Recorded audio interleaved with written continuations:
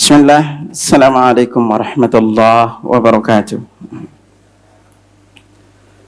Alhamdulillah hamdan katsiran tayyiban mubarakan fi kama yuhibbu rabbuna wa yarda. Asyhadu an la ilaha illallah wahdahu la syarika lah wa asyhadu anna Muhammadan abduhu wa rasuluhu la nabiyya ba'da. Allahumma salli wa sallim ala nabiyyina Muhammad sallallahu alaihi wasallam. Alhamdulillah, Allah Subhanahu wa taala senantiasa memberikan kita nikmat kesehatan, memudahkan kita sejenak duduk menuntut ilmu. Semoga Allah Subhanahu wa taala senantiasa memberikan kita kemudahan untuk beramal, terutama bulan-bulan ini kita berada di 3 bulan yang dikenal dengan nama Asyhurul Hurum, yaitu kita berada di bulan Zulqa'dah, Zulhijjah dan Al-Muharram. Ketahuilah jamaah sekalian, beribadah di 3 bulan ini termasuk di antara waktu-waktu terbaik kita beramal saleh, terutama nanti secara khusus yaitu 10 hari pertama bulan Zulhijjah. Yang Ibnu Rajab berkata 10 hari pertama bulan Zulhijjah itu lebih mulia dibandingkan 10 hari terakhir bulan Ramadan.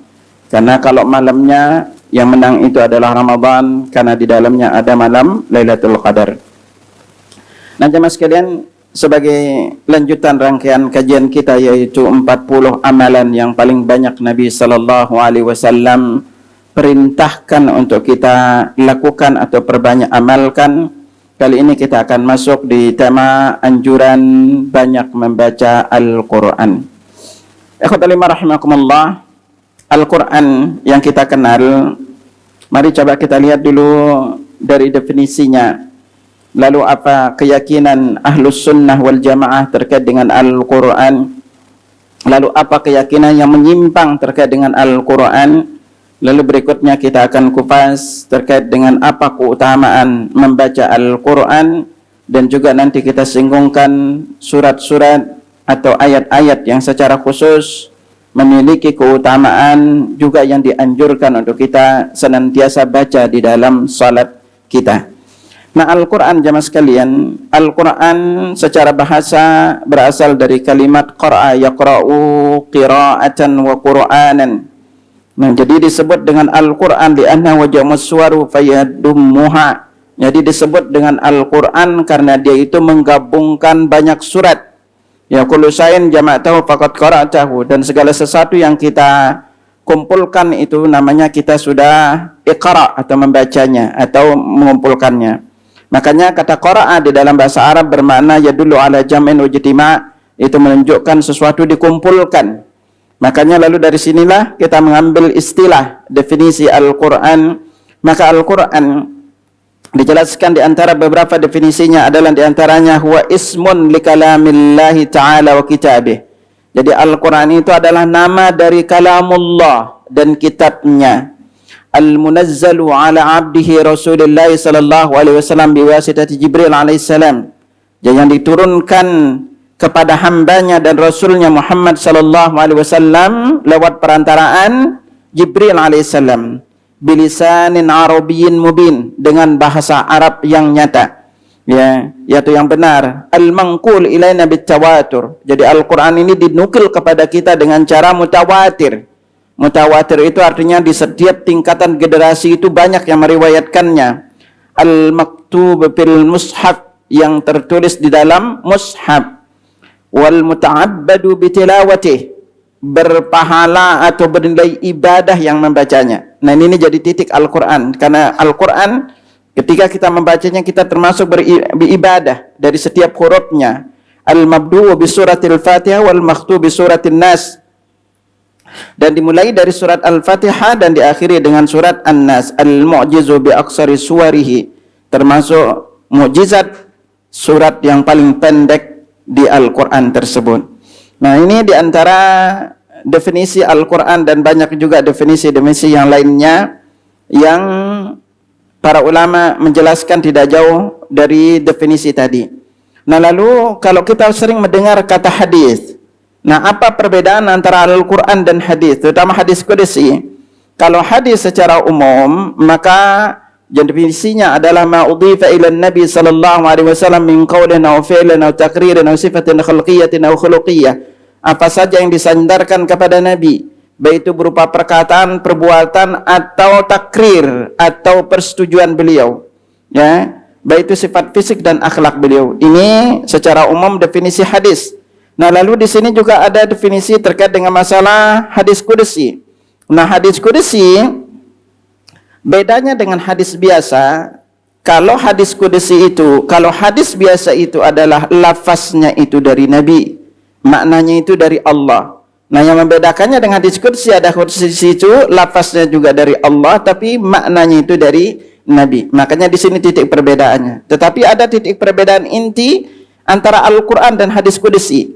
Nah, salah satunya adalah di antara pembedanya dengan hadis qudsi adalah anal Qur'an al-Karim tahaddallahu an-nas an ya'tu bimithlihi aw bi asyri suwarin mithlih aw bi suratin mimithlihi. Ya. Nah, kalau Al-Qur'an ini Allah sudah menantang manusia untuk mendatangkan semisalnya, bahkan 10 surat atau hanya satu surat model ini aja fa'ajazu, tapi mereka itu enggak mampu sampai dengan sekarang. Nah, ini bedanya. Amal hadis qudsi falam yaqa fihi tahaddi wal ijaz. Tapi baru hadis qudsi, kalau kita berbicara hadis qudsi ada yang sahih, ada yang dhaif hadis qudsi itu. Tapi Al-Qur'an tidak ada. Nah, yang kedua, Al-Qur'an Karim mangqulun bi tariq tawatur. Yaitu Al-Qur'an itu dinukil dengan cara mutawatir. Makanya Al-Qur'an itu punya sanad silsilahnya. Jadi kita bisa memiliki sanad membaca Al-Qur'an dari dari ustadz kita terus ustadz berikutnya sampai ke Nabi sallallahu alaihi wasallam. Makanya salah satu keistimewaan Al-Qur'an itu kita menghafalnya itu dengan mengambil sanadnya. Nah, setelah bacaan-bacaan kita diperbaiki. Lalu berikutnya Al-Qur'an Al-Karim la yunsabu illa ilallah. Al-Qur'an itu tidak boleh dinisbatkan kecuali kepada Allah Subhanahu wa taala. Nah, lalu Al-Qur'an Al-Karim muta'abbadun bitilawatihi min jihati anna salata la tasu illa bitilawatihi dunal haditsul qudsi. Nah, kalau Al-Qur'an itu selain kita beribadah membacanya, dan salat itu tidak sah kecuali dengannya. Berbeda dengan hadis qudsi. Seperti kita di dalam salat kita membaca Al-Fatihah. Nah, sementara Al-Qur'an itu tidak turun kecuali dengan wahyu.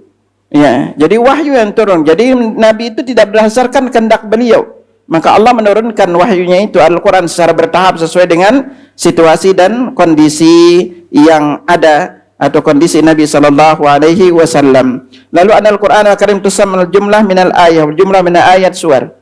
Jadi kalau satu Al-Quran itu beberapa jumlahnya itu beberapa kalimatnya disebut dengan ayat, lalu kumpulan ayatnya disebut dengan surah, berbeda dengan hadis qudsi.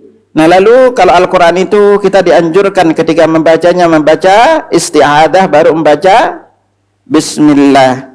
Dan juga berikutnya Al-Quran itu adalah dijaga oleh Allah. Ini keistimewaan Al-Quran ini. Jadi Allah sudah berjanji untuk menjaganya. Allah berfirman dalam surah Al-Hijr ayat 9, Inna nahnu nazzalna dzikra wa innahu lahafizun. Kami yang menurunkan zikr atau Al-Quran dan kami juga yang menjaganya. Kalau hadis qudsi tidak dijaga secara khusus seperti penjagaan Al-Quran. Nah, ini diantara keistimewaan Al-Quran. Nah, lalu diantara keyakinan penting yang perlu diingat oleh setiap muslim terkait dengan Al-Quran, yaitu ketahuilah bahwa akidah Ahlussunnah wal Jamaah meyakini Al-Quran itu kalamullah. Al-Quranu kalamullah laisa bimakhluk. Al-Quran itu kalamullah, bukan makhluk. Ya, dia adalah kalamullah. Karena kenapa kita ingatkan seperti ini jamaah sekalian? Karena Allah Subhanahu wa taala di dalam beberapa ayat di dalam Al-Qur'an Allah berfirman, di antaranya Allah tegaskan hatta yasma kalam Allah, dan biarkan mereka agar mereka itu mendengar kalam Allah. Ya, nah di sini kita belajar kenapa kita tegaskan ini jamaah sekalian? Karena ada aliran menyimpang yang memiliki keyakinan bahwa Al-Qur'an itu dalam makhluk. Ya, Al-Quran ini adalah makhluk. Makanya mengatakan Al-Quran ka'al-qawlu bi'anna Al-Qur'ana makhlukun kufrun akbar. Mengatakan Al-Quran itu adalah makhluk, ini termasuk di antara kekufuran. Ya, makanya salah satu di antara yang memiliki keyakinan seperti ini itu adalah keyakinan Jahmiyah. Ini juga keyakinan Mu'tazilah yang mereka meyakini Al-Quran itu adalah makhluk. Berarti Jibril itu ketika turun itu tidak turun kecuali dengan membawa makhluk. Ini efeknya. Ya. Nah, lalu kita di Indonesia secara umum, akidahnya di Indonesia secara umum adalah akidah Asy'ariyah. Nah, Asy'ariyah titik bedanya dengan akidah Ahlussunnah adalah Asy'ariyah itu mereka tidak mengatakan, kita Ahlussunnah mengatakan Al-Qur'an kalamullah ghairu makhluk. Kalau Asy'ariyah mengatakan anna ma'ani Al-Qur'an ghairu makhluk wa anna alfazu makhluqah. Al-Qur'an itu secara makna bukan makhluk tetapi lafaznya makhluk. Ini keyakinan Asy'ariyah. Maka mereka mengatakan, kalau kita mengatakan Al-Qur'an kalamullah, mereka mengatakan Al-Qur'an kalamun nafsi. Ini bedanya. Jadi makanya akidah Ahlussunnah secara umum berkeyakinan adalah Al-Qur'an itu adalah kalamullah ghairu makhluk, dan mengatakan Al-Qur'an makhluk ini termasuk di antara bentuk kekufuran. Nah, lalu Al-Qur'an maktubun fil lauhil mahfuz, mahfuzun fis sudur. Jadi Al-Qur'an ini tercatat, tertulis di Lauhul Mahfuz dan terjaga di hati-hati kaum muslimin. Nah, ini secara umum keyakinan kita kepada Al-Qur'an, dan Al-Qur'an ini sekali lagi memiliki banyak keistimewaan dan keutamaan yang perlu untuk setiap muslim itu tahu. Nanti kita coba singgungkan dulu di antara beberapa keistimewaannya. Baru nanti kita singgungkan khasaisul Qur'an, kekhususan Al-Qur'an dibandingkan kitab-kitab sebelumnya yang diturunkan oleh Allah Subhanahu wa taala, yaitu mulai dari kitab yang pertama apa yang diturunkan? Kitab pertama diturunkan apa?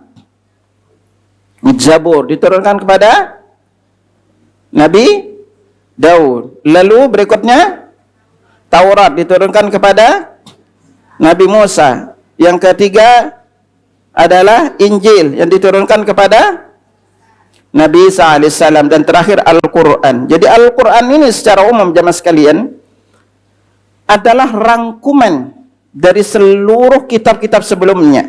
Jadi makanya dijelaskan bahwa Allah Subhanahu wa taala menurunkan banyak Al-Quran, banyak kitab. Lalu kitab itu dirangkum di 4 kitab, yaitu Taurat, Zabur, Taurat, Injil dan Al-Quran. Lalu Taurat, Zabur dengan Injil dirangkum di dalam Al-Quran. Lalu Al-Quran ini diringkas lagi dinamanya surat Mufassal, dari surat Qaf sampai An-Nas. Lalu surat Mufassal ini diringkas lagi ada di dalam surat Al-Fatihah, dan Al-Fatihah diringkas lagi ada di kalimat iyyaka na'budu wa iyyaka nasta'in. Jadi karena itu siapa saja yang memahami kandungan Al-Fatihah, maka dia kayak memahami kandungan seluruh kitab yang ada. Karena itu Al-Quran secara umum jemaah sekalian memiliki 3 inti isi. Al-Quran itu memiliki 3 inti isi. Yang pertama isinya adalah tauhid kepada Allah. Makanya kita melihat isi Al-Quran ini isinya tauhid. Ya, secara umum isinya tauhid. Yang kedua isinya itu adalah terkait dengan kisah-kisah umat terdahulu. Baik itu kaumnya nabi-nabi terdahulu, ya, seperti kaum Bani Israel, lalu kaumnya Nabi Saleh dan lainnya, ya, kaumnya Nabi Ibrahim juga. Dan lalu isi terakhir itu adalah terkait dengan hukum-hukum. Ya, Allah jelaskan secara global hukum salat. Makanya isi yang ada di dalam Al-Quran isinya global. Salat itu hanya perintah, tetapi tata cara lengkapnya ada dalam hadis. Makanya ini 2 ini kita nggak bisa pisahkan. Al-Sunnah atau hadis itu adalah penafsir Al-Quran. Nggak bisa kita terima Al-Quran saja lalu kita buang hadis, nggak bisa. Bahkan secara umum Al-Quran itu lebih membutuhkan hadis dibanding kebutuhan Al-Quran kebutuhan hadis terhadap Al-Quran. Karena sekali lagi hadis itu adalah penafsir dari Al-Quran. Karena Al-Quran secara umum itu isinya adalah global. Contoh salat, nggak ada tata cara ruku di Al-Quran, hanya perintahnya kita diperintahkan untuk salat, tetapi lengkap tata caranya itu dijelaskan di dalam sunnah Nabi sallallahu alaihi wasallam. Nah, kita singgungkan keutamaan Al-Quran dulu satu persatu agar ini menjadi pengingat bagi kita. Perlu diingat jamaah sekalian, setiap yang bersentuhan dengan Al-Quran Allah takdirkan jadi mulia. Sekali lagi, setiap yang bersentuhan dengan Al-Quran itu jadi mulia. Kita lihat. Allah menurunkan Al-Quran di malam Lailatul Qadar. Jadilah malam di bulannya apa bulan? Ramadan. Allah menurunkan Al-Quran di bulan Ramadan, maka Allah jadikan Ramadan itu sebagai bulan yang paling mulia. Dan di bulan Ramadan itu Allah pilih untuk turunkan Al-Quran di malam Lailatul Qadar. Jadilah Lailatul Qadar itu malam yang paling mulia. Lalu Allah memerintahkan, menjadikan Jibril sebagai perantara turunnya Al-Quran. Maka Jibril menjadi malaikat yang paling mulia. Lalu Allah turunkan Al-Quran ini lewat perantara Jibril kepada Rasulullah sallallahu alaihi wasallam. Maka jadilah Rasulullah SAW sebagai nabi yang paling mulia. Dan Allah memilih umat beliau sallallahu alaihi wasallam setempat atau sebagai Al-Quran sebagai pegangannya, atau Al-Quran diturunkan kepada kita umat Muhammad, maka kita jadi umat yang terbaik. Dan sampai-sampai orang yang belajar Al-Quran dan mengajarkannya menjadi salah satu manusia terbaik. Karena itu Nabi sallallahu alaihi wasallam bersabda, khairukum man ta'allama al-Qur'ana wa 'allama. Orang yang terbaik di antara kalian adalah yang belajar Al-Quran dan mengajarkannya. Maka dari sini jemaah sekalian kita singgung secara bertahap keutamaan Al-Quran agar ini menjadi pengingat, penyemangat bagi kita untuk terus kita membaca Al-Quran. Dan juga lebih tinggi lagi kalau kita mau lebih gede pahalanya, yaitu masuk ke tadabbur Al-Quran. Yang pertama perlu diingat adalah Al-Qur'anu hudal lil muttaqin. Al-Quran itu adalah petunjuk bagi orang yang bertakwa. Ini perlu diingat. Orang bertakwa. Kan itu Allah Subhanahu wa taala berfirman, "Zalikal kitabu la raiba fi hudan lil muttaqin." Itulah Alkitab atau Al-Quran yang tidak ada keraguan di dalamnya. Hudan lil muttaqin, petunjuk bagi orang yang bertakwa. Ibnu Katsir berkata, "Hussatul hidayah lil muttaqin." Ayat ini, hidayah ini dikhususkan untuk orang yang bertakwa. Kenapa, Mas kalian? Ketahuilah bahwa yang bisa mengambil manfaat dari Al-Quran hanya orang-orang yang bertakwa.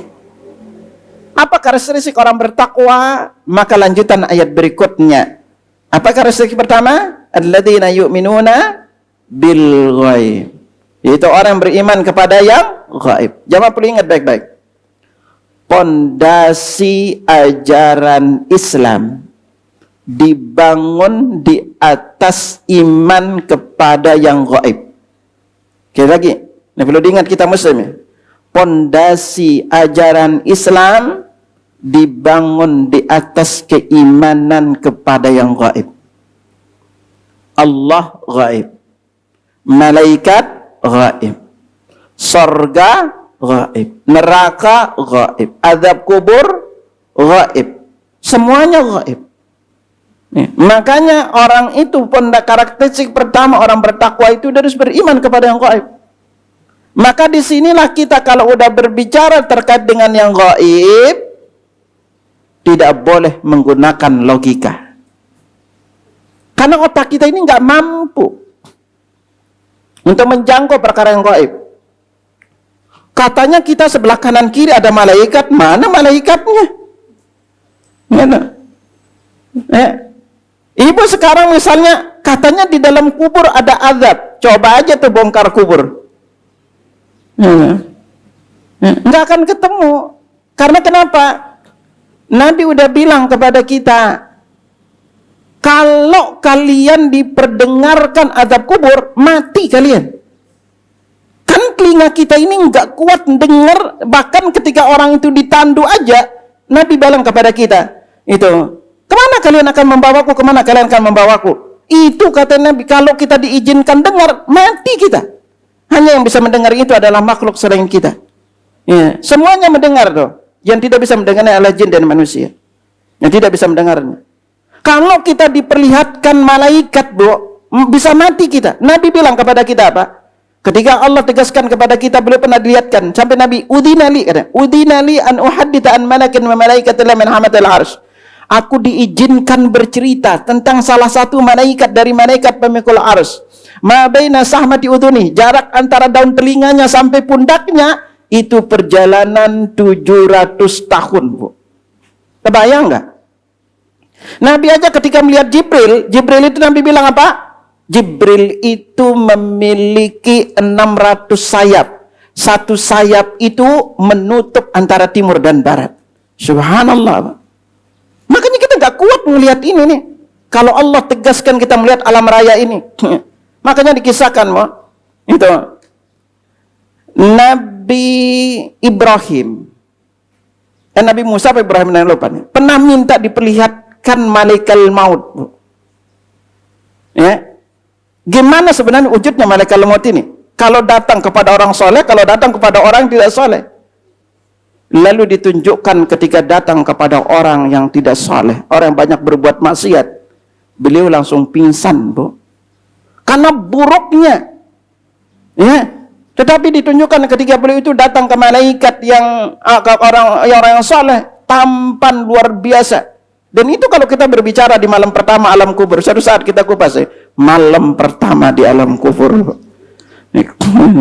Iya, ibu kan udah punya malam pertama gitu kan. Dan nanti ada malam pertama kedua, ada belum sehari di padang mahsyar baru kita akan lihat ini. Karena makanya Allah firmankan kepada kita, ketika kita berada di titik-titik sakaratul maut, Allah mengatakan fabasarukal yawma hadid. Nanti di detik-detik sakaratul maut, matamu ini jadi jelas, dibukakan dan kita mampu melihat malaikat yang akan mencabut nyawa kita itu. Ibu kan sering lihat kalau orang mau meninggal itu, dia bilang apa? Kayak ada yang datang ke dia. Dia bersiap-siap, kita nggak bisa melihatnya. Karena kita nggak memiliki kekuatan mata di sini. Nabi udah melihatnya. Makanya di sini kita belajar bahwa fondasi ajaran Islam itu di atas iman kepada yang gaib. Semua perkaranya rata-rata itu gaib. Kalau kita tidak bertemu dengan Nabi SAW, sahabat bertemu, maka kita meyakini bahwa ini adalah kabar yang sampai kepada kita dari Nabi SAW. Nah lalu, rahimakumullah, di antara keutamaan dari beberapa keutamaan Al-Quran ini, kalau kita kupas memang dari sisi keutamaan ini banyak banget, sekalian. Ya, belum lagi nanti kalau niat kita membaca Al-Quran. Intinya Al-Quran ini diantara adalah yang paling besar yang perlu kita ingat adalah selain petunjuk bagi orang-orang yang bertakwa, Al-Quran ini adalah pelengkap, penyempurna dari kitab-kitab sebelumnya. Ini salah satu diantara keistimewaan Al-Quran. Ini penyempurna dari kitab-kitab sebelumnya yang Allah Subhanahu Wa Taala turunkan. Maka Al-Quran ini sebagai pelengkap dan ini adalah kitab terakhir. Ya. Lalu di antara kita ambil dulu dari beberapa ayat Al-Qur'annya, di antaranya membaca Al-Qur'an adalah perdagangan yang tidak pernah merugi. Ini perlu diingat. Jadi membaca Al-Qur'an adalah perdagangan yang tidak pernah merugi. Silakan buka surat Fatir ayat 29 sampai 30.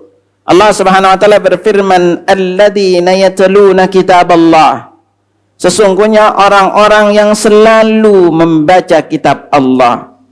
Wa aqamus salah, dan mendirikan salat, wa anfaqu mimma razaqnahum sirran wa alaniyah, dan mereka senantiasa menafkahkan sebagian dari rezeki yang kami anugerahkan kepada mereka dengan diam-diam atau terang-terangan, yarjuna tijaratan lan tabur, dan mereka mengharapkan perniagaan yang tidak pernah merugi. Apa balasannya? Liyuwaffiyahum ujurahum wa zidahum min fadli innahu ghafurun syakur, agar Allah menyempurnakan kepada mereka pahala mereka dan menambahkan kepada mereka dari karunia-Nya. Sesungguhnya Allah Maha Pengampun lagi Maha mensyukuri. Jadi di sini Allah kasih kita 3 amalan yang pahalanya atau perniagaan yang orang yang melakukannya tidak akan pernah merugi. Yang pertama adalah membaca kitab Allah, selalu membaca kitab Allah. Yang kedua senantiasa mendirikan dan salat. Yang ketiga itu senantiasa sedekah baik di kala lapang maupun sempit. Karena itu Ibnu Katsir berkata, Qatadah rahimahullah berkata, Mutarrib bin Abdullah seorang tabi'in berkata, jika membaca ayat ini beliau berkata, ini adalah ayat orang-orang yang suka membaca Al-Qur'an. Asy-Syaukani berkata, ayastamiruna ala tilawati widamiunaha. Maksudnya adalah yatluna kitab Allah ini adalah terus menerus membacanya dan menjadikannya kebiasaan. Jadi dia punya wirid setiap harinya. Ibu-ibu sekarang hari ini udah baca Quran apa belum? Wih, udah baca apa belum? Apa? Al-Ikhlas saja. ya, atau ke surat kulhu aja yang dibaca gitu. Ingat, tidak ada namanya surat kulhu ya. Gitu. Ini sedikit-sedikit surat kulhu gitu. Jadi dia punya wirid rutin membacanya Al-Quran. Kita mungkin tidak bisa seperti Utsman bin Affan. Utsman bin Affan ini setiap hari, setiap 7 hari beliau khatam Al-Quran. Setiap 7 hari. Dan banyak kepada sahabat itu yang, para ulama itu juga yang khatam 2 kali. Tidak boleh lebih, ada yang bahkan khatam sehari. Mereka khatam itu Al-Quran. Ada yang, kalau dulu Imam Syafi'i di bulan Ramadan itu siang khatam sekali, malam khatam sekali. Ibu Ramadan kemarin khatam berapa kali? Tapi kita dianjurkan paling tidak itu jangan kurang dari 3 hari, Bu, khatam itu. Ya, jadi rata-rata paling aman itu khatam itu paling tidak, kalau ibu tidak bisa 3 hari, setiap 3 hari khatam, ambil seminggu. Kalau tidak bisa itu sekali 10 hari. Kalau enggak bisa sebulan. Udah 40 hari itu udah paling telat, Bu. Ini khatam sekali setahun. Sekali setahun khatamnya gitu.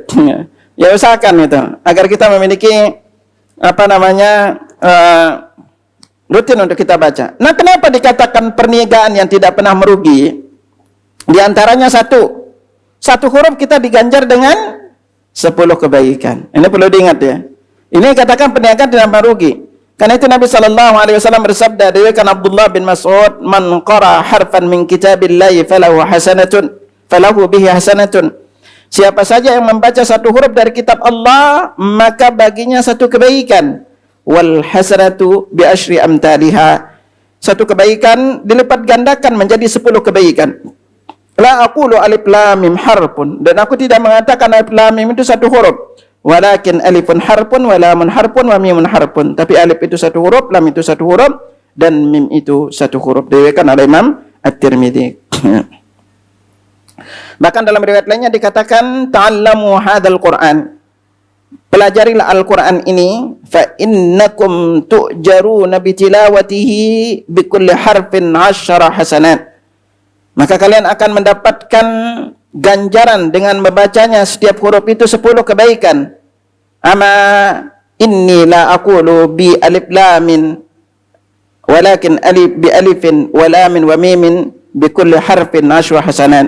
Dan aku tidak mengatakan alif lam mim, tetapi alif itu satu huruf, mim itu satu huruf, lam itu satu huruf, dan setiap huruf 10 kebaikan. Ya. Ibu sering baca Al-Fatihah? Al-Fatihah berapa ayat? Berapa? 7 ayat. Berapa huruf? Berapa kata? Boro-boro ngitung. Berapa kata? Tiap hari aja baca nggak tahu deh. Berapa kata? Tuh nggak tahu. Al-Fatihah itu terdiri dari 25 kata. Ya. Lalu berapa huruf? Tuh, apalagi gitu, nggak pernah ngitung gitu. Berapa huruf? Al-Fatihah itu terdiri dari 113 huruf. Berarti sekali baca Al-Fatihah pahalanya berapa? 1130 kebaikan. Itu sekali baca Al-Fatihah. Tetapi kalau kita baca Al-Ikhlas, Al-Ikhlas berapa ayat? Tiap hari aja baca nggak tuh ayatnya gitu loh kan? Berapa ayat gitu? Hah? Al-Ikhlas berapa? Tuh, 3, 4, 5 gitu. Subhanallah. Itu berapa gitu? Al-Ikhlas berapa? Al-Ikhlas itu 4 ayat. Subhanallah. 4 ayat. Lalu Al-Falaq berapa ayat? Apalagi Al-Falaq gitu kan. Al-Falaq berapa? 5. Kalau lihat buku Al-Quran gitu kan. An-Nas berapa ayat? 6. Itu ingat tuh. Al-Ikhlas, Al-Falaq, An-Nas itu 4, 5, 6 ayatnya. Ya, gitu. Dan ingat sekali baca Al-Ikhlas pahalanya berapa? Kayak kita membaca sepertiga Al-Quran. Nabi mengatakan qul huwallahu ahad tadilu thulutsal Quran. Qul huwallahu ahad itu pahalanya seperti membaca sepertiga Al-Quran. Berarti Ustaz baca Al-Ikhlas 3 kali khatam dong. Ya, apa makna sepertiga yang tadi? Makna sepertiga itu adalah karena Al-Quran itu terdiri dari 3 rangkaian utama. Ya, tauhid, lalu kisah-kisah, hukum-hukum.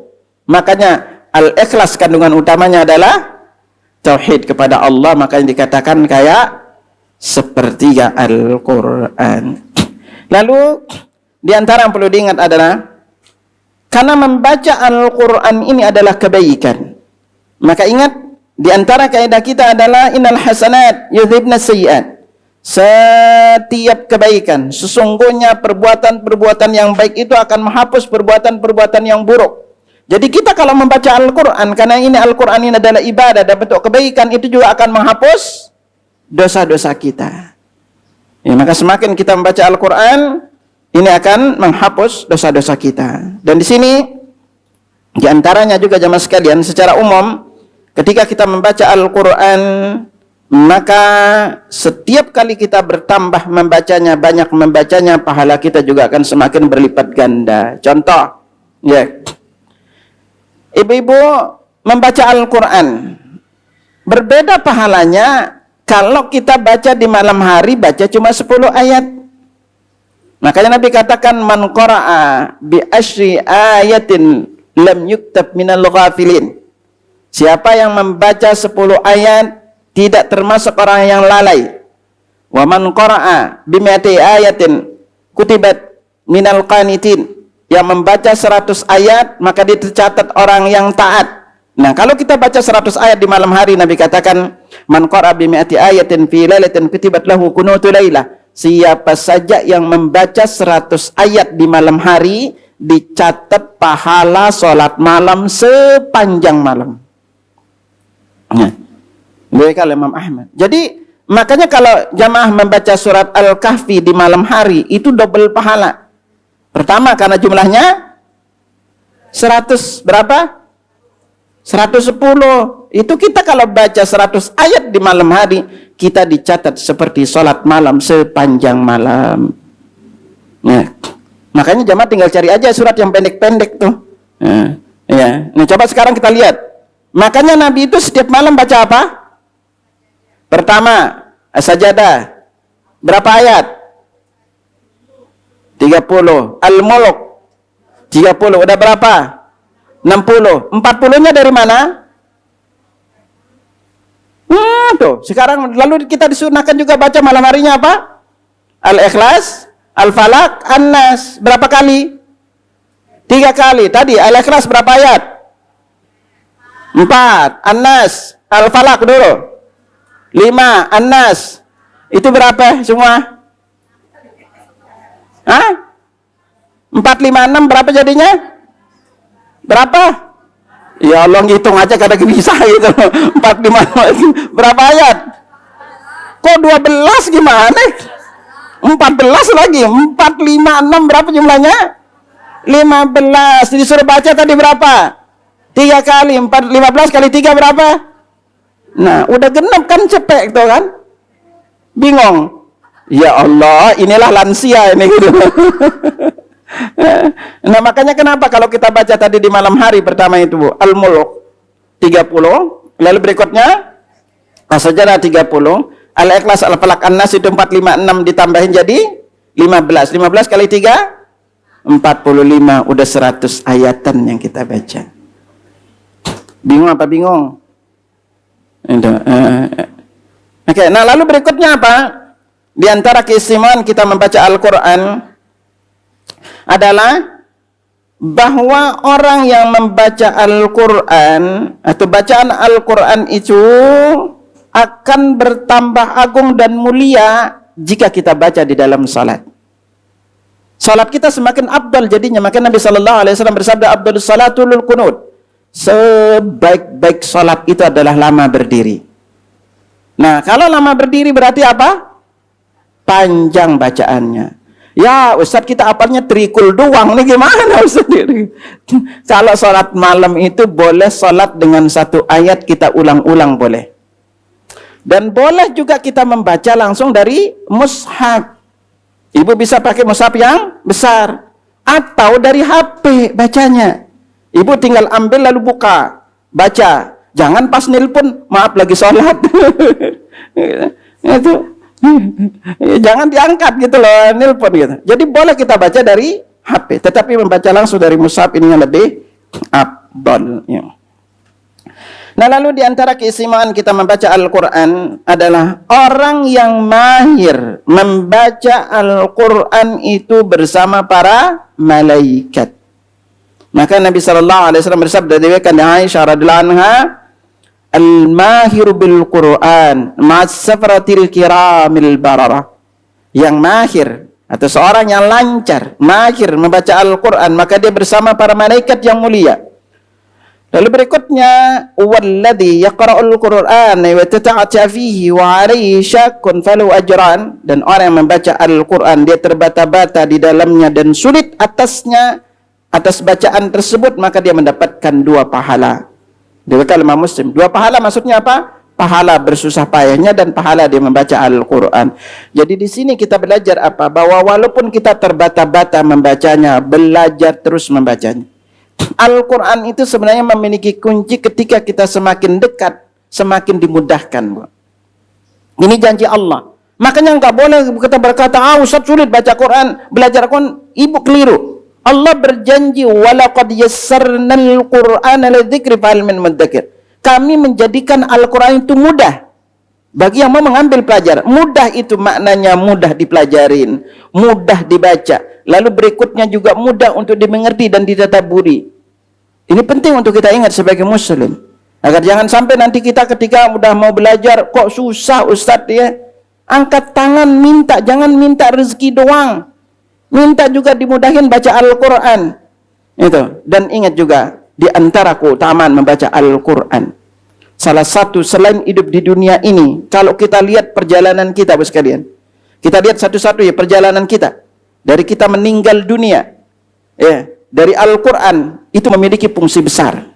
Salah satunya apa? Anda ingetin, kita akan meninggal dunia sesuai dengan kebiasaan kita.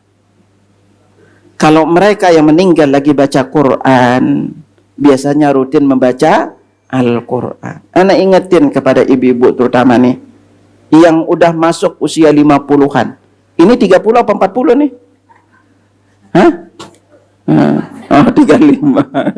Ya, yang udah masuk usia 50, 60 ke atas, Bu. Ya. Satu Anda ingetin. Di saat usia seperti ini, sekarang pelajari, ingat, nikmati kesendiriannya, Bu. Jangan sedih karena anak jarang jenguk. Jangan sedih karena cuma berdua di rumah. Apalagi suami meninggal lagi. Bersyukur ibu kalau suami meninggal, Bu. Iya, wanita itu kalau suaminya meninggal pasti terjadi 2, Bu. Apa itu? Awet muda dan usianya panjang, Bu. Coba aja lihat. Kenapa? Bebas dari beban suami. Iya. Itu wanita. Beda kalau suami. Kalau suami itu istrinya meninggal, cepat mati laki-laki, Bu. Nggak ada yang ngurus, Bu, gitu kan. Coba aja, bener nggak, Bu? Coba aja lihat ibunya tuh, itu. Kalau bapaknya, ibunya meninggal, cepat mati, Bu. Masak nggak bisa, ini nggak bisa. Sekarang ibu kalau udah sendirian, ingat baik-baik.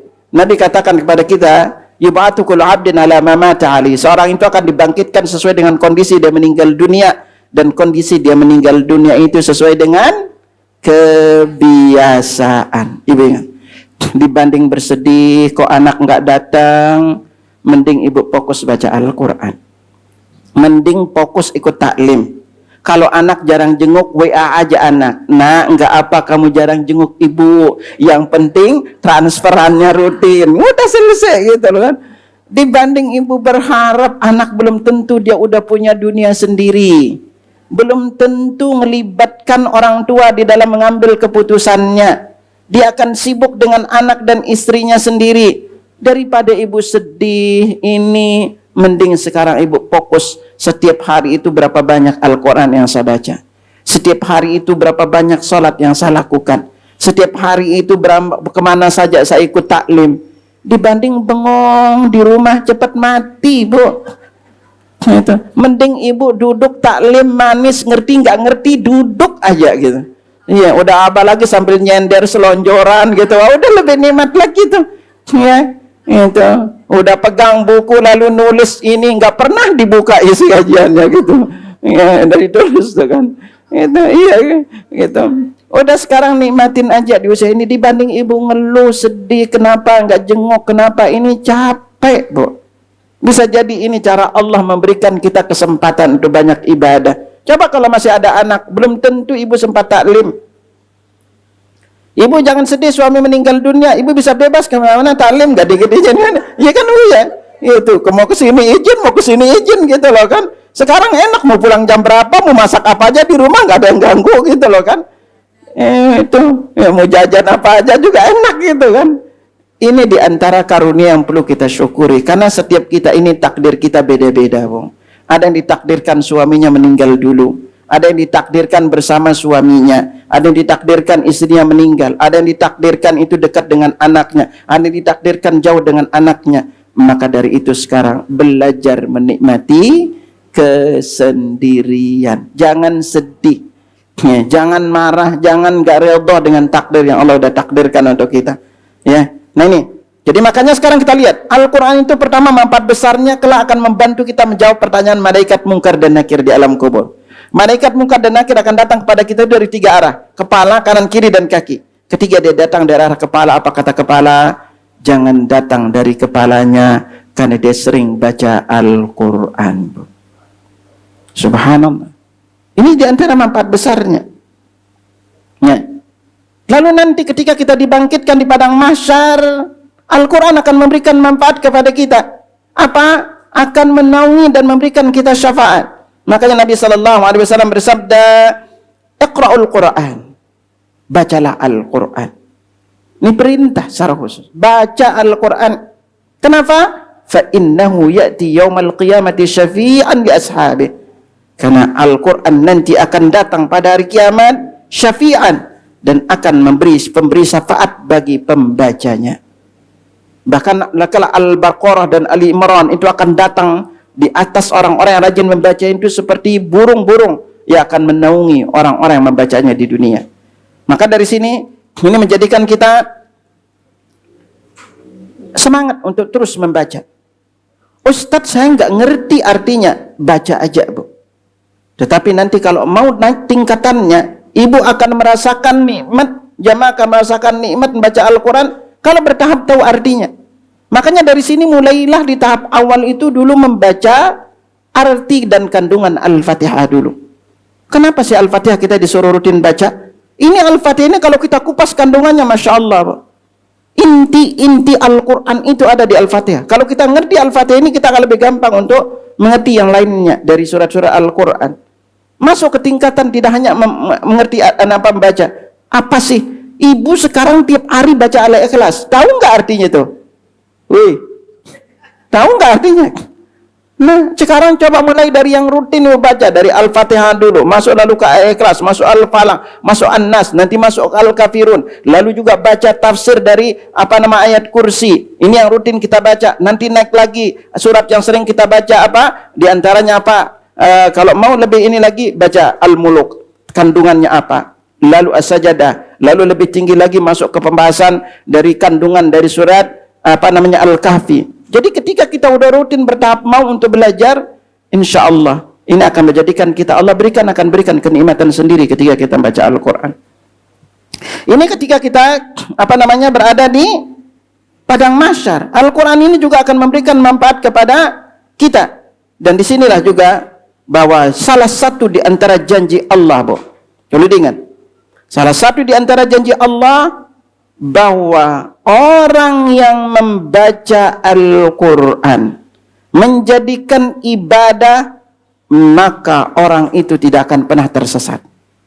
Ini saking agungnya. Makanya kalau kita berbicara di bab ibadah, kalau kita berbicara di bab zikir, zikir atau membaca Al-Quran itu zikir yang paling afdal, Bu. Zikir paling afdal. Tidak dikalahkan oleh yang lainnya. Ya, karena dia itu adalah kalamullah. Dan Allah menjanjikan orang yang membaca Al-Quran itu tidak akan pernah tersesat jalannya. Makanya Allah Subhanahu wa taala berfirman itu, "Faman tabi'a hudaya fala yadillu wa la yashqa." Lalu barang siapa yang mengikuti petunjukku, yaitu Al-Quran, ia tidak akan pernah tersesat dan tidak akan celaka.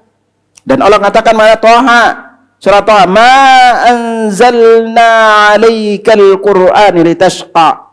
Kami tidak menurunkan Al-Quran itu membuat kamu itu tersesat, membuat kamu itu susah. Dan kalau ibu membaca Al-Quran, diteliti ibu sekalian, tolong diingat nih. Orang yang rajin membaca Al-Quran dan menghafalnya tidak akan pernah pikun, Bu. Ibu kenapa sekarang pikun? Karena jarang baca Quran. Tapi kalau duit nggak lupa-lupa, yang lainnya lupa. Rutin aja baca Al-Quran dan diteliti sekalian. Lafaz-lafaz ini ketika kita membaca Al-Quran, kalau kita membacanya dengan bersuara, maka itu memiliki getaran tersendiri di fisik kita, Bu. Yang akan ketika dibacakan, dan itu diteliti secara real, Bu. Diteliti pernah dibacakan ke sel kanker itu diem, Bu. Nggak bergerak lagi. Makanya kalau ibu ada ketemu, makanya Allah mengatakan apa? Al-Quran ini syifa, sebagai penyembuh penyakit hati, penyakit fisik juga. Kita bisa meruqyah orang yang sakit. Makanya ketika ibu sering baca Al-Quran, ibu akan merasakan kebahagiaan. Ibu lebih sulit untuk sakit, Bu, kalau orang yang rajin membaca Al-Quran. Karena kenapa? Al-Quran ini ketika kita membacanya, kalau kita melihat, makanya melihat Al-Quran dari mushaf ini lebih afdal, Bu. Selain kita melihatnya, ucapan kita ini juga memiliki getaran tersendiri di tubuh kita. Itu sampai ada salah satu, Anda pernah lihat videonya. Jadi ini sekumpulan sapi. Ini muslim kepingin ngetes, ngaruh nggak ke binatang kalau baca Al-Quran. Akhirnya apa? Didengerilah pertama musik ke sapi tersebut. Sapi itu diem, nggak ada, biasa aja dilakukan, nggak ada apa-apa dilakukan. Tetapi ketika disetelin Al-Quran, Bu, apa yang terjadi? Ternyata sapi itu pada mendekat, Bu. Mendekat mereka. Gitu. Nah ini luar biasanya tuh, Al-Quran.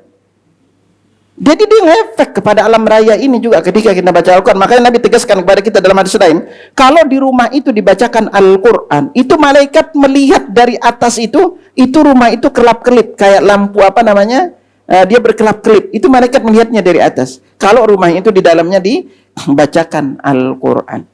Maka ini menjadikan Al-Quran itu istimewa tersendiri. Makanya di antara Ibnu Mas'ud berkata, kalau kita mau lihat kita ini dicintai oleh Allah enggak? Apa kata beliau? Man habba ayyalama annallaha yuhibbuhu wa rasuluhu falyanzur. Barang siapa yang ingin tahu apakah dia termasuk orang yang dicintai oleh Allah atau tidak? Lihatlah, fa in kana yuhibbul Qur'an fa innahu yuhibbullah wa rasuluhu. Kalau dia itu cinta kepada Al-Quran, maka ketahuilah Allah itu mencintainya. Allah dan Rasulnya itu mencintainya. Jadi di sini aja kita lihat diri kita. Karena kalau Allah memberikan kita kenikmatan ketika membaca Al-Quran, maka ini di antara keistimewaan besar kepada kita.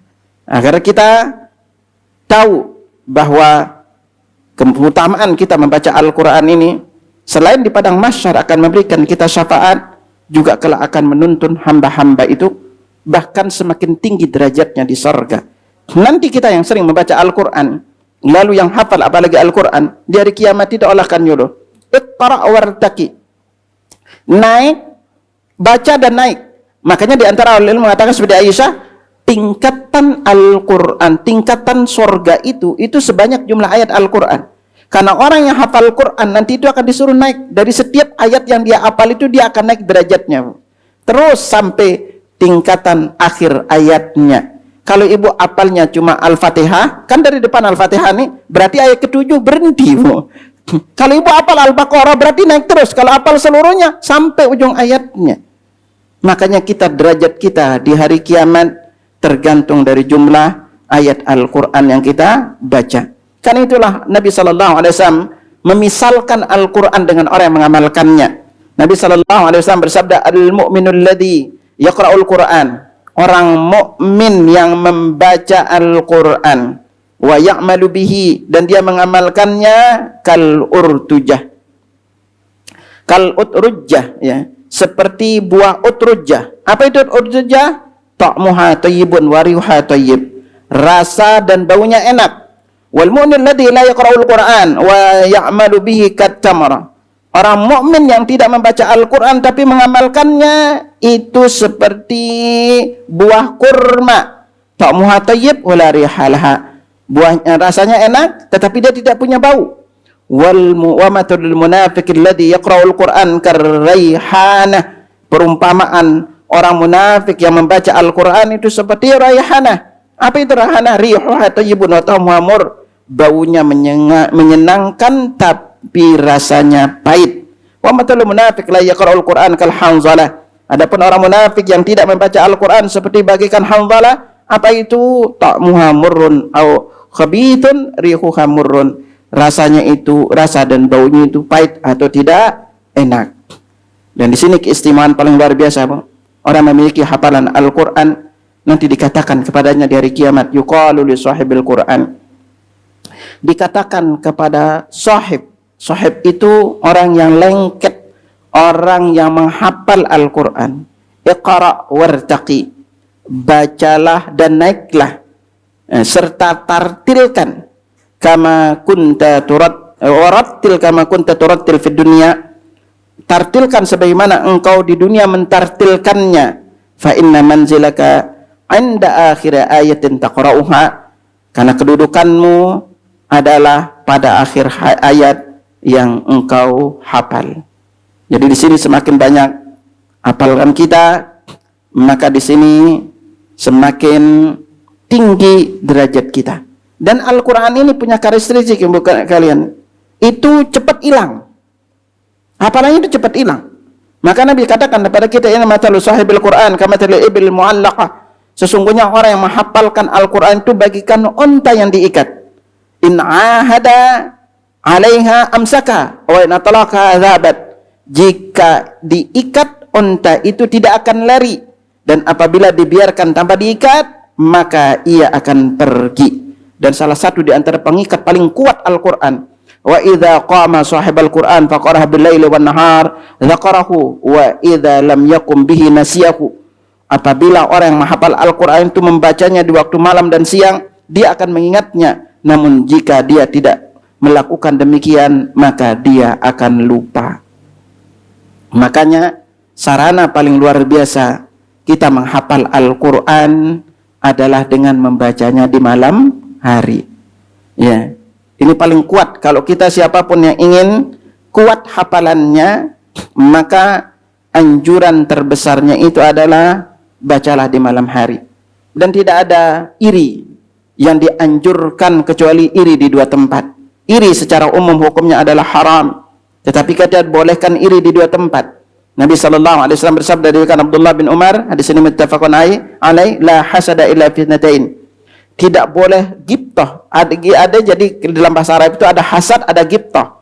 Kalau hasad itu adalah, ini hal tercela, itu kita inginkan nikmat yang ada pada orang lain itu hilang. Sementara ada hasad yang boleh, disebut dengan nama gibtah, itu ketika orang melakukan kebaikan kita ingin melakukan yang sama. Makanya dikatakan la hasada illa fitnatain, tidak boleh menginginkan sesuatu yang dimiliki oleh orang lain kecuali dalam dua hal. Pertama apa?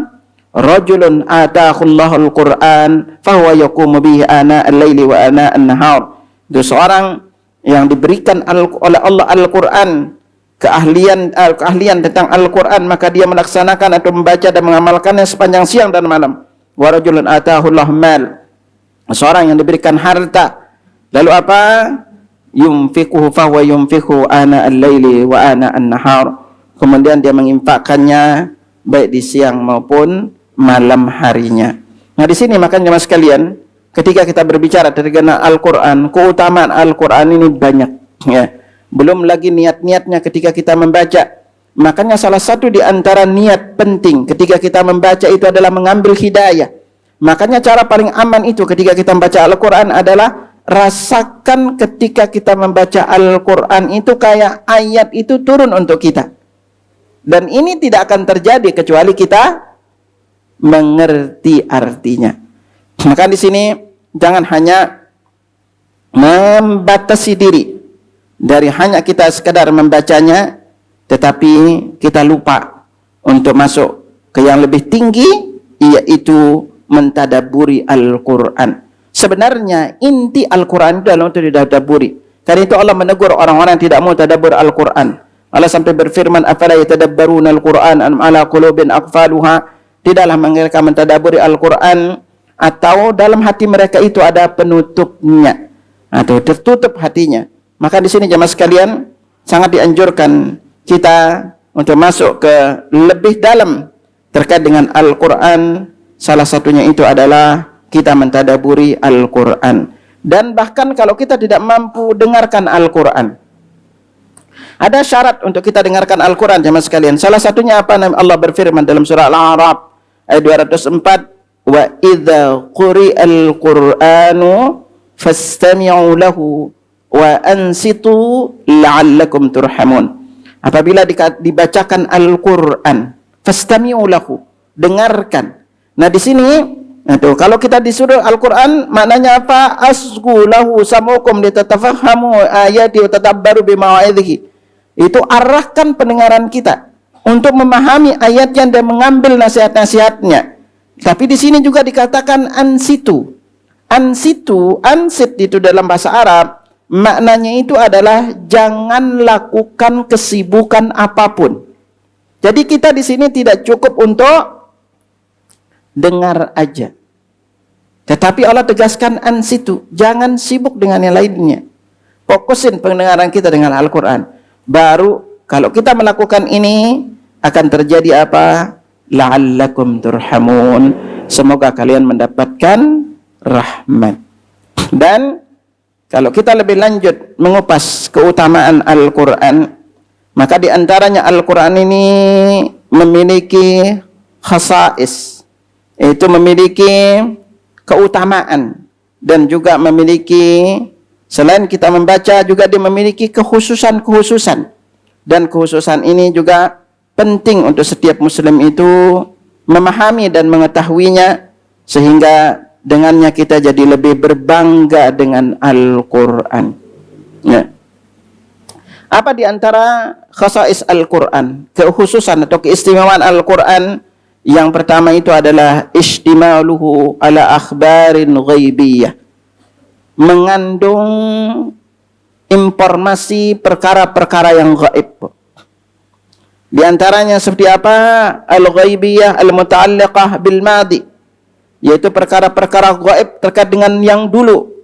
Seperti apa? Sampai Allah tegaskan kepada kita seperti apa kisah Nabi Adam, kisah penciptaan langit dan bumi, kisah iblis juga ya, dan kisah juga umat-umat terdahulu yang Allah binasakan.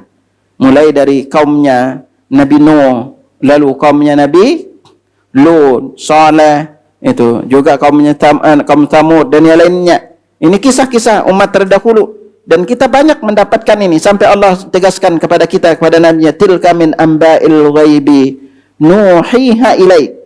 Itu adalah berita gaib yang kami sampaikan kepadamu. Ma kunta ta'lamu anta wala qaumuka min qabli hada.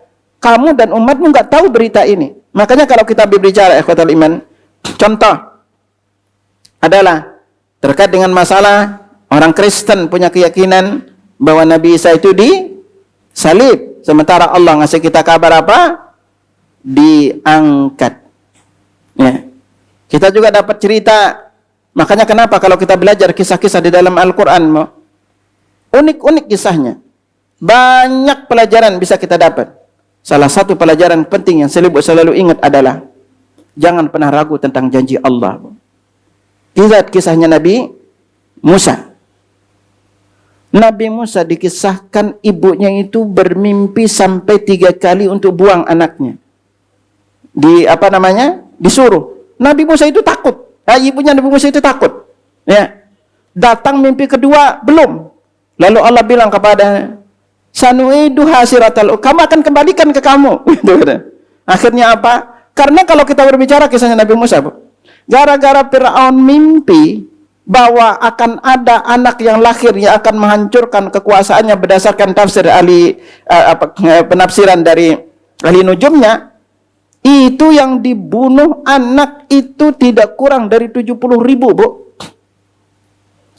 Tapi Allah takdirkan ibunya Nabi Musa itu kayak tidak melahirkan, tidak hamil, Bu. Biasa. Itu, lalu melahirkanlah. Udah melahirin kan takut, ini jangan-jangan dibunuh. Lalu apa Allah kasih ilham untuk dibuat, suruh taruh di tempat tabut namanya, lalu disuruh alirin. Ketika dialirin, Allah takdirkan lewat ke pemandiannya putri dan istrinya Fir'aun, lalu diambil oleh Aisyah. Bayangin, Bu, Fir'aun di luar membunuh banyak anak, tetapi ternyata apa? Allah kirimin tuh anak langsung. Lalu Allah jadikan langsung kepada Aisyah tertarik. Lalu apa? Melarang suaminya membunuhnya. Jadikan anak, siapa tahu bermanfaat bagi kita. Udah dipelihara gede-gede, Bu. Bayangin di luar dia membunuh seperti itu. Dan sebagai janjinya apa? Karena Nabi Allah berfirman bahwa kami akan kembalikan. Lalu Allah mengatakan wa harramna alaihil maradi. Kami haramkan semua susuan. Karena kenapa? Ini enggak ada yang mestinya.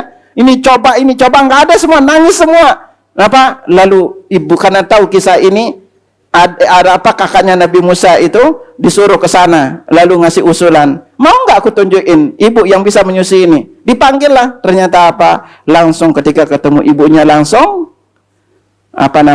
coba seperti itu. Siapa yang ngasih dia seperti itu ya? Musa. Itulah Allah udah janji. Akhirnya apa? Dia bawa pulang, dia susui anaknya plus digaji gitu. Ya.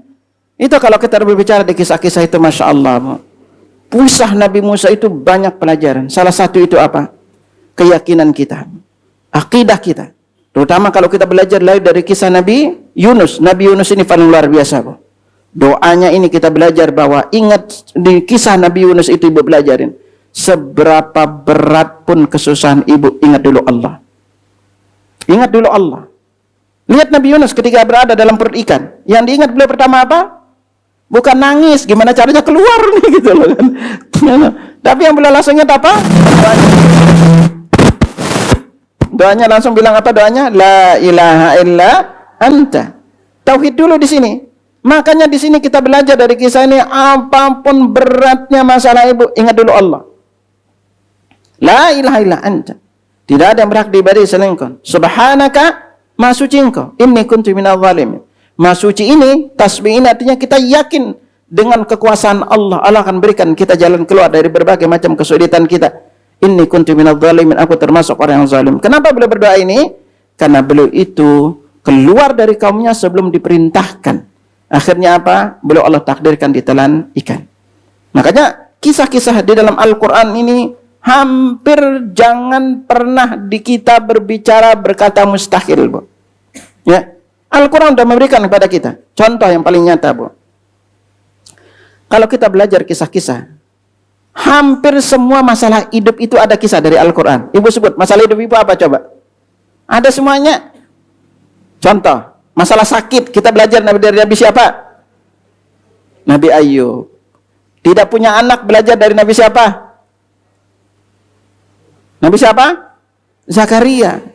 Sama juga kita belajar dari siapa? Yang tidak punya anak juga. Selain Nabi Zakaria dari siapa? Ibrahim. Ibu kalau baca kisah Nabi Ibrahim, Bu, ini maaf nih, saya sarankan ibu kalau lakuin ini kalau nggak punya anak gitu.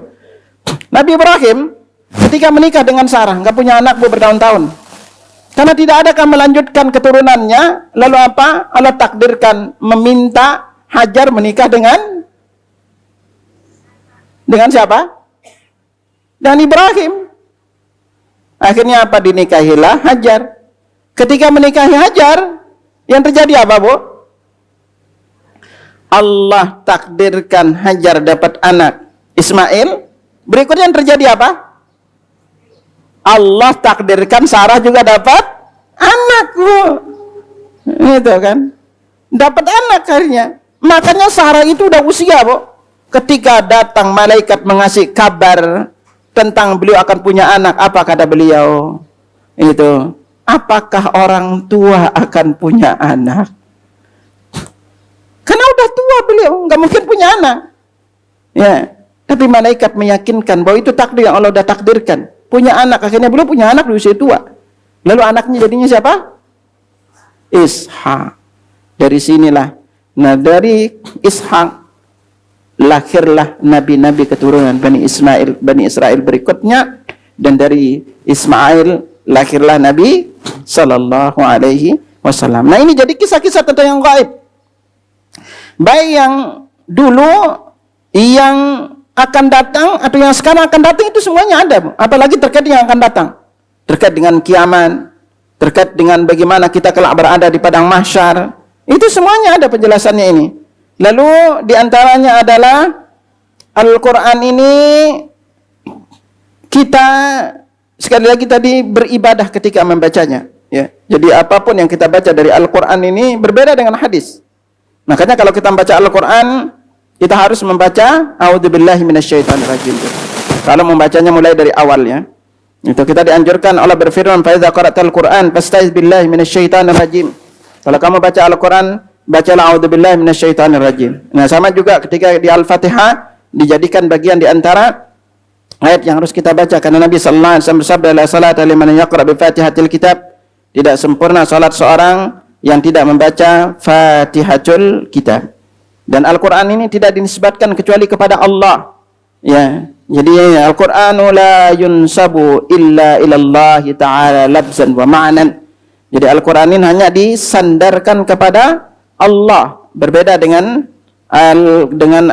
hadis Nabi Sallallahu Alaihi Wasallam. Dan keistimewaan paling perlu kita ingat juga, min khasa'isil Quran annahu akhirul kutubil munazzalah. Jadi Al-Quran ini adalah kitab terakhir yang Allah turunkan. Allah berfirman, "Ma kana Muhammadun aba ahadin min rijalikum." Muhammad itu bukan bapak salah seorang di antara kalian, walakin Rasulullah wa khataman nabi, tetapi Rasulullah dan penutup para nabi.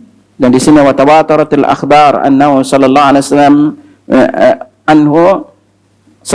wasallam bi annahu la nabiyya ba'da. Jadi hadis-hadis mutawatir yang sampai kepada kita bahwa beliau sallallahu alaihi wasallam itu adalah nabi terakhir, dan tidak boleh kita mengatakan ada nabi setelah beliau sallallahu alaihi wasallam. Lalu berikutnya di antara keistimewaan Al-Qur'an juga adalah bahwa Al-Quran ini juga sebagai koreksi dari kitab-kitab terdahulu, pelengkap dan koreksi sebagai kitab-kitab terdahulu. Makanya Allah berfirman, "Wa anzalna ilaikal kitaba bil haqq." Surah Al-Maidah ayat 48, dan kami menurunkan Al-Kitab Al-Quran dengan hak, musaddiqan lima bayna yadayhi minal kitab, sebagai pembenar kitab-kitab yang ada di antara mereka, wa muhaiminan alaih. Dan juga muhaimin ini juga sebagai bentuk koreksi kekeliruan-kekeliruan yang terjadi. Fahkum bainahum bima anzalallah, berhukumlah dengan apa yang diturunkan oleh Allah. Jadi muhaimin ini juga al-amin, yang terbaca Al-Quran, wa aminun ala kulli kitabin qablah. Jadi sebagai pembenar dari kitab-kitab sebelumnya, atau sebagai saksi. Ini juga maknanya. Jadi ketika kita membenarkan Al-Quran, berarti kita membenarkan kitab terdahulu. Tetapi perlu diingat, kitab-kitab terdahulu itu udah banyak terjadi perubahan. Dan yang di sini yang paling bahaya apa? Yang perlu kita ingat setiap muslim, semua aliran sesat yang menyimpang dari 72 golongan mengakui Al-Quran yang ada saat ini sebagai kitab yang tidak terjadi perubahan, kecuali Syiah. Hanya Syiah yang memiliki keyakinan Al-Quran itu dirubah. Maka Anda ingetin kepada para jamaah bahwa perbedaan kita dengan Syiah itu bukan perbedaan masalah fikih, tetapi masalah akidah. Salah satunya apa? Orang Syiah itu kalau sholat tidak akan membaca amin. Lo diingat? Kenapa kok?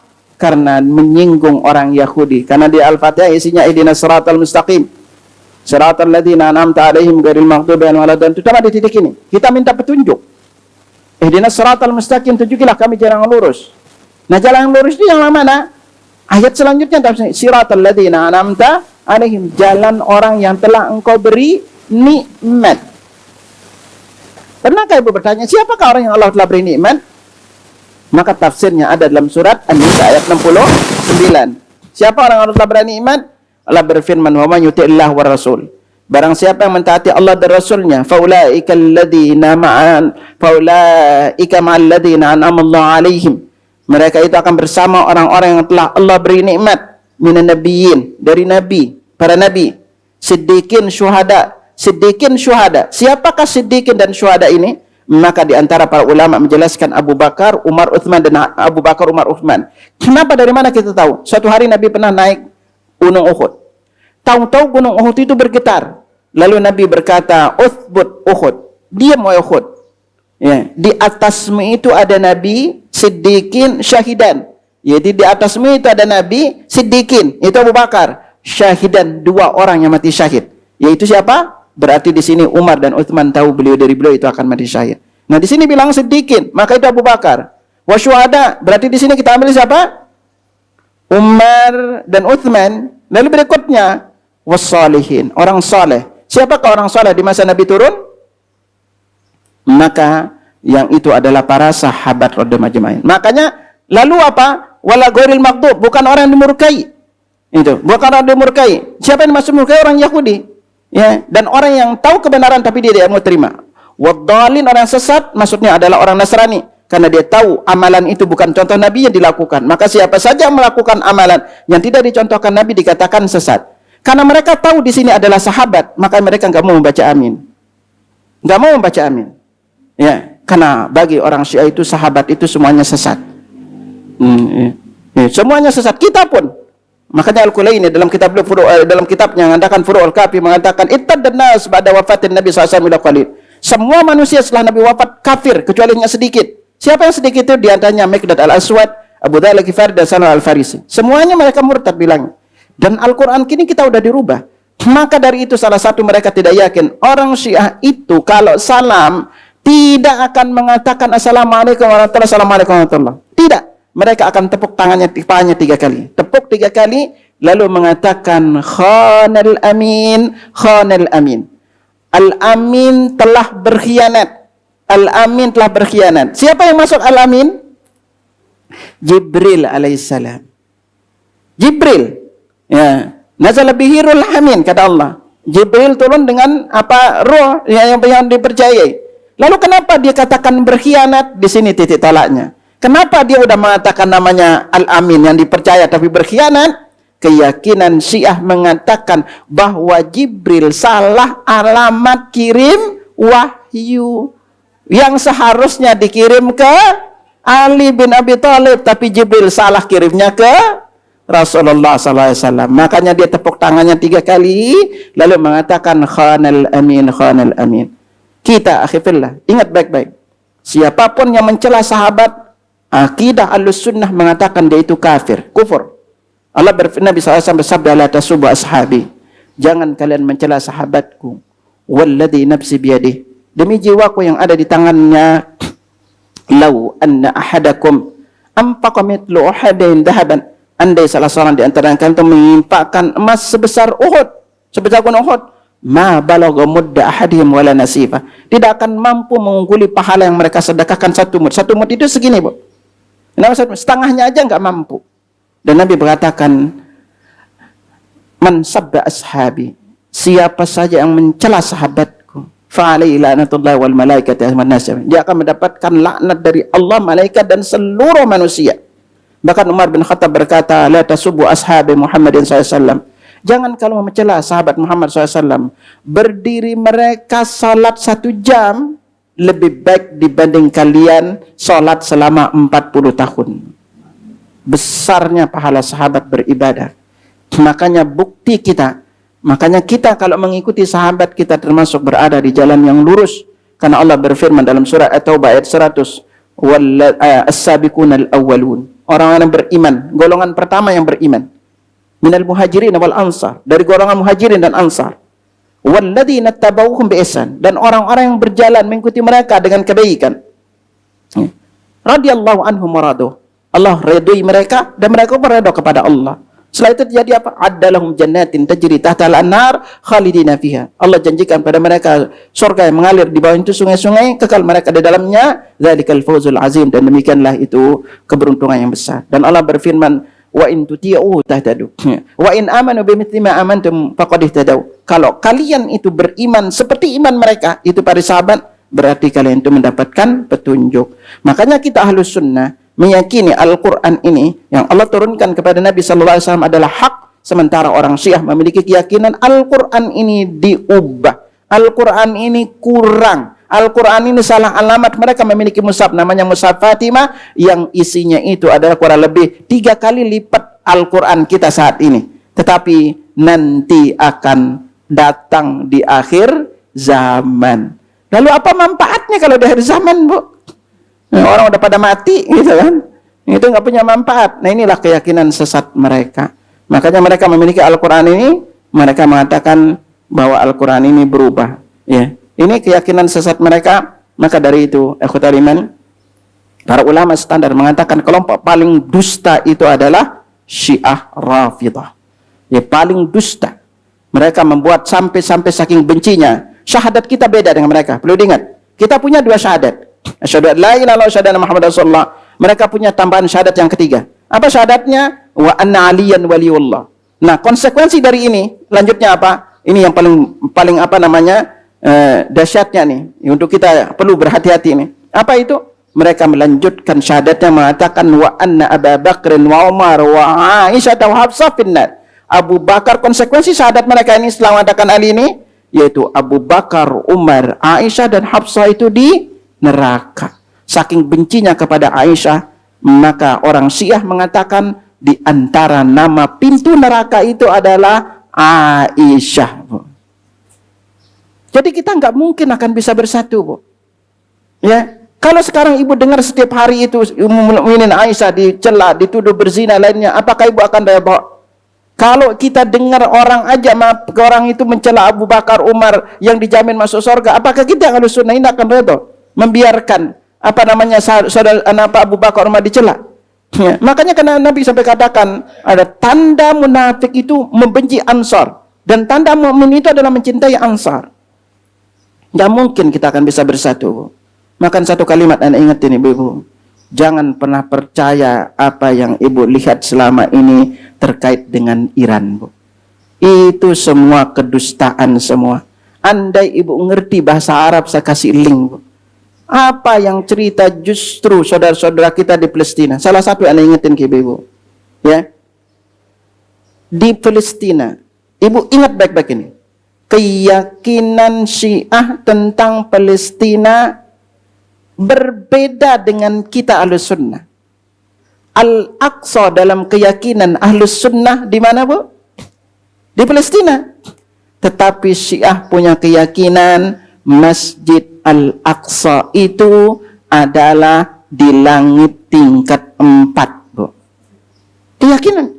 Jadi kalau sekarang ibu ngaku-ngaku bela-bela Al-Aqsa, enggak mungkin, Bu. Mereka sendiri yang bilang ini hanya berbicara politik.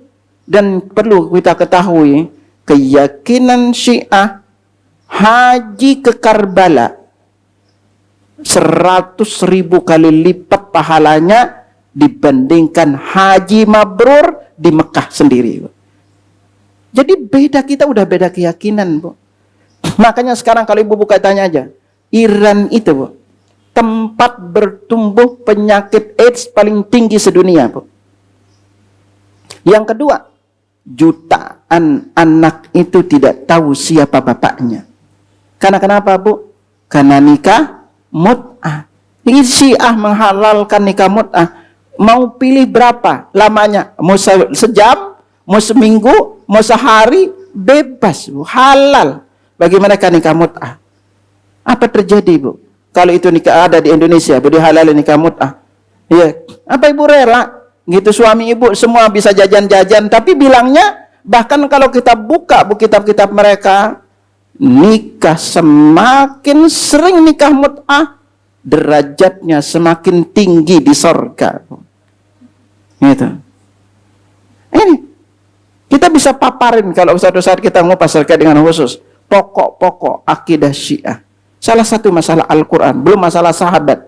Ya, ini yang perlu kita, makanya itu menyebabkan Malaysia itu melarang Syiah. Dan diteliti, Bu. Karena membaca salah satu penelitian dari Ustadz di Malaysia. Kenapa Syiah itu lebih berbahaya dibanding Yahudi maupun Nasrani, Bu? Bahayanya apa? Ibu ingat baik-baik. Diteliti Israel menguasai Palestina dari tahun berapa? Dari tahun berapa menguasainya? Itu dari 1948, Bu. Berarti sampai sekarang udah berapa tahun? Berapa? Ya kita aja 45. 45 tuh sama ini berapa? 70? 76 kurang lebih ya. Nah, 78 deh, 78 tahun. Diteliti, Bu. Yang dibunuh oleh Syiah Nusairiyah di Syria selama 3 tahun itu 2 juta kaum muslimin, Bu. Ahlus sunnah dibunuh. Sementara Israel dari 78 tahun tidak sebanyak itu yang dibunuh. Masih hitungannya ratusan, Bu. Ratusan ribu kaum muslimin. Tapi Syiah hanya 3 tahun 2 juta kaum muslimin terbunuh. Anda punya rekaman presiden yang sekarang, Bu. Itu. Betapa banyak yang hilang, belum lagi yang harus keluar ke berbagai negara. Penduduk Syria selama 3 tahun. Syiah Nusairiyah. Nah, Syiah Nusairiyah ini pendukung utamanya adalah Syiah Rafidah Iran. Kalau Syiah Nusairiyah punya keyakinan Ali itu Tuhan, Bu. Dan Syiah punya keyakinan alam raya ini diatur oleh imam mereka yang 12, Bu. Yang mengaturnya. Maka disinilah kita itu sudah berbeda, Bu. Bahkan kalau kita baca penjelasan mereka, kita Ahlus Sunnah ini darahnya halal. Semakin mereka membunuh kita, pahala mereka semakin besar, Bu. Tidak mungkin kita akan bersatu. Salah satunya, mungkin orang-orang yang dia bayar akan diam. Tapi kalau ibu dengar setiap hari, mereka masuk kamar mandi, doanya apa? Laknatullah ala Abi Bakrin wa Umar. Laknat Abu Bakar, Umar, Aisyah. Itu doa masuk kamar mandi, Bu. Nggak mungkin kita akan redha, kan? Dengar kalimat-kalimat ini. Belum apa umur mukmin dituduh berzina dan yang lainnya. Nggak mungkin kita akan bersatu. Makanya inilah uniknya orang-orang yang membela Syiah, karena mereka kebodohan tidak mengetahui akidah sebenarnya. Kita tidak mendukung mereka, kita tidak mendukung Israel. Ini dua-duanya, kalau ibu pernah membaca sejarah setiap terjadi pertumpahan darah kaum muslimin, pasti Syiah terlibat. Baik itu di Baghdad, zaman dulu di Baghdad. Belum sekarang, belum di Libya, belum di di Baghdad. Di Baghdad sekarang pun gitu. Belum terjadi di Syria, di berbagai setiap penduduk wilayah kaum muslimin terjadi pembunuhan dan pengusiran, di belakangnya itu selalu terlibat Syiah Rafidah. Agar kita tidak tertipu. Semoga Allah Subhanahu wa taala senantiasa memberikan kita hidayah, berjalan di atas sunnahnya, dan kita dimudahkan senantiasa beramal saleh dan diwafatkan dalam keadaan husnul khatimah. Wallahu a'lam bissawab. Ada ditanyain? Silakan. Ya.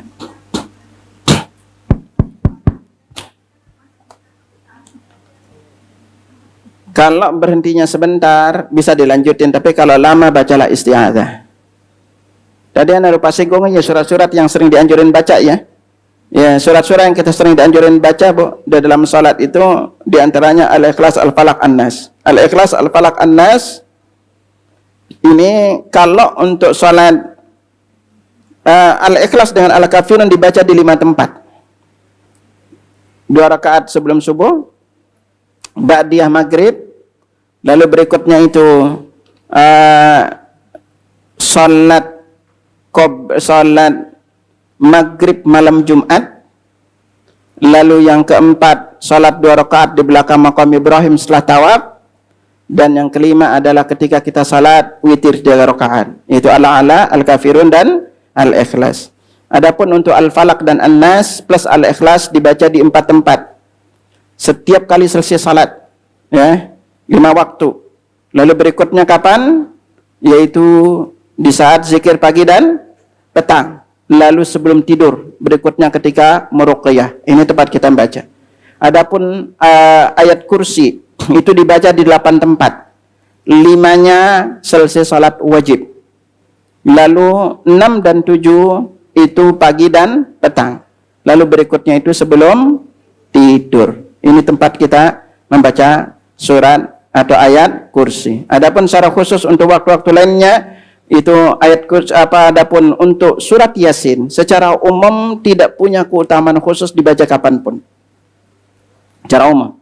Baik malam Jumat maupun lainnya. Adapun terkait dengan baca Al-Kahfi memang terjadi perbedaan pendapat, tapi secara umum pendapat Imam Ahmad dan Imam Syafi'i boleh untuk kita baca. Silakan untuk dibaca. Adapun khusus keutamaan misalnya Ar-Rahman lalu Al-Waqiah, semua keutamaan Ar-Rahman dan Al-Waqiah tidak ada satu riwayat yang sahih. Ya. Dan Nabi tidak pernah ajarkan kita baca Al-Fatihah selesai salat. Jangan ibu assalamualaikum warahmatullahi wabarakatuh Al-Fatihah bibarakati Al-Fatihah bisril Fatihah ila hadratin Nabi Mustafa Al-Fatihah. Kenapa dikit-dikit Al-Fatihah? Tidak ada keutamaan secara khusus. Tidak boleh kita membaca Al-Fatihah di waktu tertentu. Al-Fatihah itu dibaca di saat sholat, bukan setelah sholat. Hari ini banyak yang memperingati Hari Kartini, Hari Pahlawan itu. Bagaimana sikap kita muslimah? Untuk kalau dia itu kan peringatan yang ada di Indonesia. Ya, ibu sebagai wanita muslimah nggak harus memperingatinya. Ya, apa arti Hari Kartini? Peringatan kebebasan wanita. Islam udah berikan kebebasan wanita, ya teman. Udah bebas, kenapa harus di ini? Ya, silakan ibu tetap sebagai wanita muslimah, kita tidak ada peringatan secara khusus. Apa itu ya?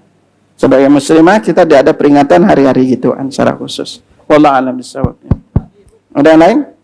Ustadz mau bertanya Ustadz. Silakan. Ustadz, sebenarnya definisi hatam Al-Quran itu apa ya Ustadz? Apakah kita membaca dari ayat pertama sampai ayat terakhir, atau sesuai dengan kemampuan kita, atau kita harus benar-benar bersama guru gitu Ustadz membacanya sehingga hukum bacanya panjang pendeknya itu benar? Atau yang ketiga ada yang bilang bahwa hatam Quran itu kita membaca sambil membaca juga tafsirnya sehingga kita memahami arti ayatnya, itu bagaimana Ustadz? Bismillah. Secara sendiri khataman itu kan itu lebih banyak kepada istilah kita ya, karena membaca Al-Quran dari awal sampai akhir.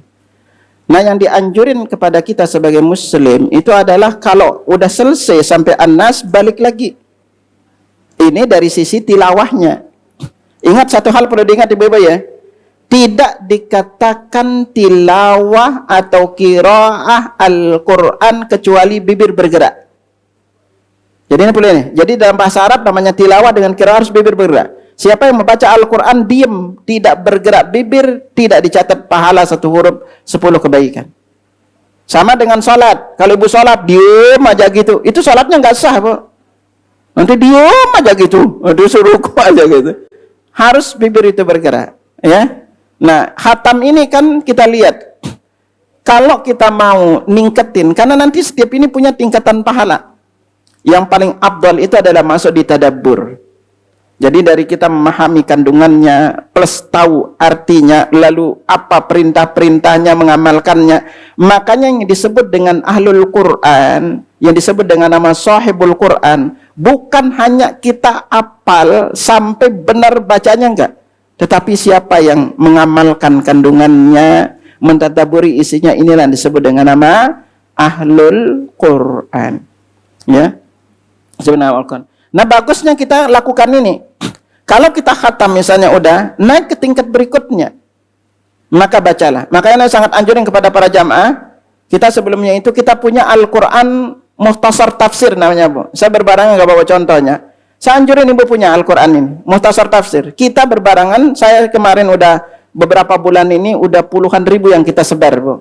Ibu cukup punya Mukhtasar Tafsir ini, impaknya cuma berapa kemarin? 25 kita ya. 25.000, ibu baca itu Mukhtasar Tafsirnya, enggak ada contohnya ya, kita berulang enggak bawa contoh ya. Nah, Mukhtasar Tafsir itu ibu bisa baca kandungan, itu bukan arti, berbeda antara arti dengan tafsir. Nah, kalau artinya biasa, tapi kalau tafsir itu ini makna kandungan ayat ini apa sih, maksud ayat ini. Nah, itu bedanya. Nah, ibu saya sangat anjurkan kalau nanti jamaah ada yang pingin berbarengan, anda enggak bawa contohnya, silakan punya Mukhtasar Tafsir. Nanti ibu bisa WA ke saya, kita kirimkan contohnya. Impaknya itu ibu nanti bisa urus ke ini, kita impaknya 25.000, kita nyebar itu udah puluhan ribu, Bu. Ini tahun ini kemarin kami datangan Al-Quran lagi kurang lebih sekitar 13.000. Ini tahun ini kita target untuk nyebar itu kurang lebih sekitar hampir kita nyebar tahun ini itu kurang lebih sekitar 50.000 sampai 100.000 tahun ini. Kita nyebar Al-Qur'an. Itu kita dikirimkan dari Emirat, ya, Emirat Arab. Ya, bulan kemarin Ramadan kita udah nyebar itu udah sampai tahun, kan kita punya program namanya tebar sejuta Quran, Boy, ya. Nah, salah satu yang banyak kita tebar itu mukhtasar tafsir, ringkasan tafsir. Bagi jamaah nanti yang kepingin tahu seperti apa, silakan WA ke ana.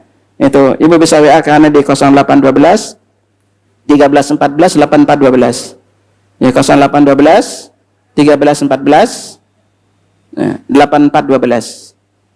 Ya, nanti anak kirimkan contohnya dan Ibu bisa baca untuk naik kepada tingkatan memahami tafsir Al-Qur'annya. Wallahu a'lam bissawab. Anak cukupkan dulu sampai sini. Ya, mohon maaf ada segala kurangan ya. Usikum wa nafsi bitaqallah. Subhanakallahumma wa bihamdika asyhadu an la ilaha illa anta astaghfiruka wa atubu ilaik. Assalamualaikum warahmatullahi wabarakatuh.